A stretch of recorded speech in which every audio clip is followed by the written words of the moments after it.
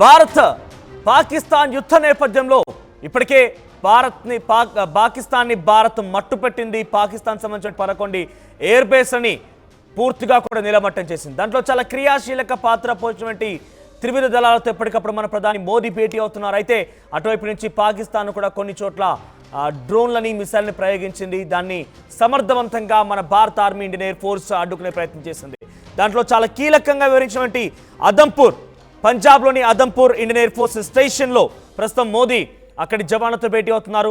ఇది మన భారతదేశం చాలా కీలకమైనటువంటి 4 ఎయిర్ స్టేషన్లో ఇది కూడా ఒకటి. ఉదంపూర్, పతన్కోట్, అదంపూర్, భుజ్, ఈ 4 కూడా భారతదేశం చాలా కీలకమైనటువంటి ఇండియన్ ఎయిర్ ఫోర్స్ స్టేషన్లు. దాంట్లో అదంపూర్లో ఈరోజు మోదీ సందర్శించారు. ఆపరేషన్ సింధూర్లో పాల్గొన్నటువంటి ఎయిర్ ఫోర్స్ సిబ్బందితో భేటీ అయ్యారు.